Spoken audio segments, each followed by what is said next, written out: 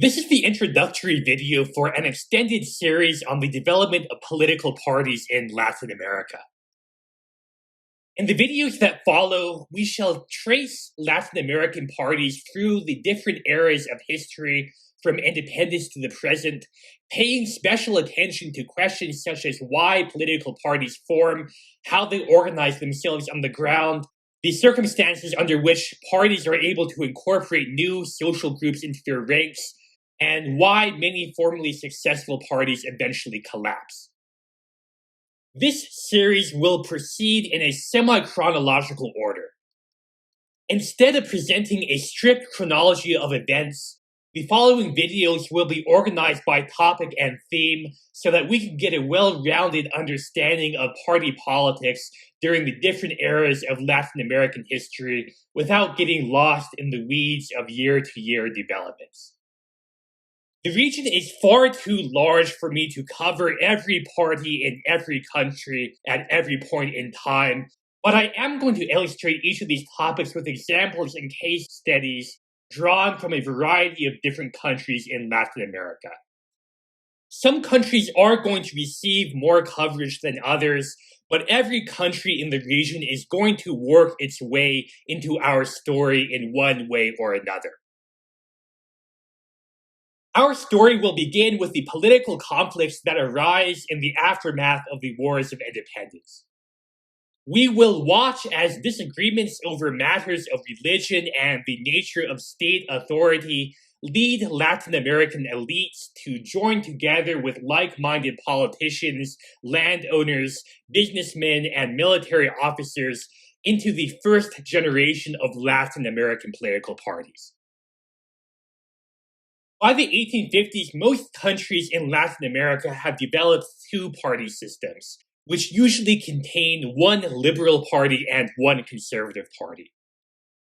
In Spanish America, the 19th century will be a period of violent political conflict and civil wars fought along party lines.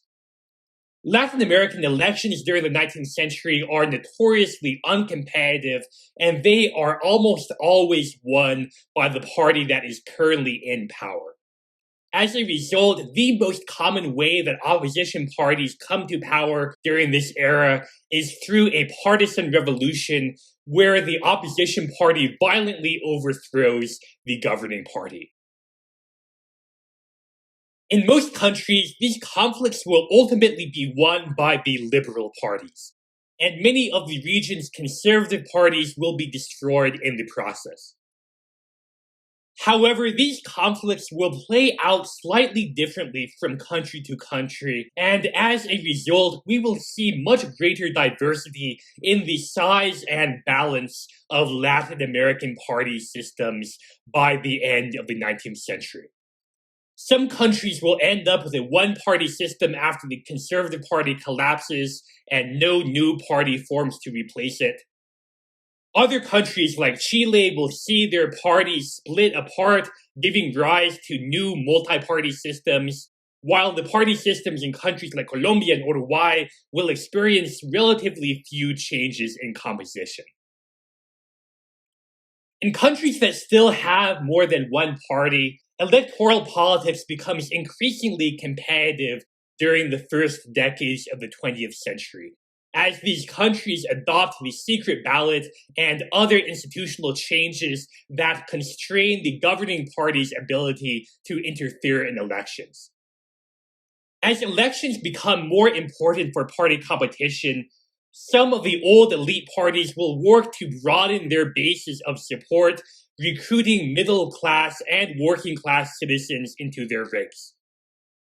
Around the same time, Latin America's first socialist parties will emerge on the scene, and they will work closely with the organized labor movements that are already starting to coalesce across much of the region. We will also see Latin American parties become better organized during the early 20th century. They will adopt formal and permanent party organizations, national conventions, and local branches that extend the party's reach into the different corners of society, making the party a central and often omnipresent part of voters' daily lives. By the 1940s, we will see mass democracy take root across much of Latin America as the remaining restrictions on suffrage are eliminated. In some countries, the old traditional parties will have to contend with new socialist and populist challengers that make explicit appeals to the newly enfranchised segments of the electorate. In other countries, political activists will decide to work inside the traditional parties that already exist, and they will attempt to realign these parties and transform them into instruments of the working class. The leading parties in Latin America during this era are mass parties in the truest sense of the word. Ordinary people are now participating in party politics like never before, and the policies that these parties pursue in office are starting to reflect the interests of the popular classes. The governments of this era are redistributing land to peasants, nationalizing foreign-owned industries, building a strong welfare state, and carrying out a range of other transformations that are supposed to advance the twin goals of social justice and economic development. But there is ultimately a backlash.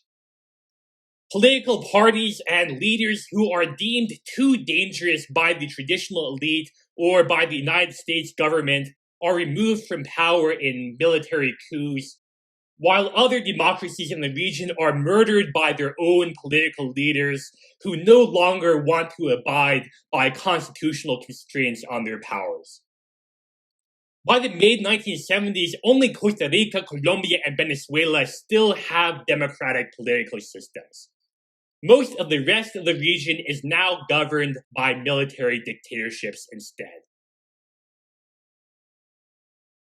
The old parties of the mid-20th century survived this period of military rule by organizing underground, and they play a central role in the reconquest of democracy in the 1980s and 90s. However, the following years are not kind to these parties. In order to secure the peaceful transition to democracy, party leaders had made certain compromises with the outgoing military regimes and with their counterparts from other parties. They agreed to scale back their more radical policy demands and demobilize their party's own mass bases, which many of them now blamed for destabilizing democracy in the 60s and 70s. Ideological differences between rival parties soon vanish, and nearly every party drifts to the right during the 90s. Even historically Marxist parties like the Socialist Party of Chile have now become committed to upholding the prevailing neoliberal economic model. But the thing that is especially damaging for popular trust in political parties is the fact that many leaders continue to campaign as populists, but once they are elected, they immediately break their campaign promises and pursue policies that are the exact opposite of what the voters elected them to do. By the late 90s and early 2000s, there is widespread disenchantment with political parties across much of Latin America. And in countries like Argentina, Bolivia, and Ecuador, this disenchantment escalates into major political crises that force presidents out of office. However, this period also sees the birth of new political parties that attempt to present a political alternative to the neoliberal status quo. Many of the most successful parties that have emerged in Latin America since the 1980s have deep ties to peasant movements, popular organizations, and labor unions. And some of them were even founded in order to be the political arm of the social movements that developed in Latin America during the 80s and 90s. The parties of 21st century Latin America are not as strong or well organized as the parties that had existed in the region a century ago. Few parties still operate extensive networks of local branches, and only a handful of them have been able to generate the levels of intense party activism that characterized the earlier mass parties.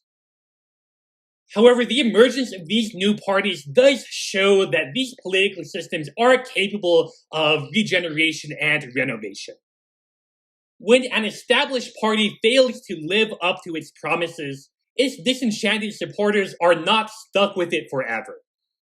Instead, they are able to organize a new party to replace it.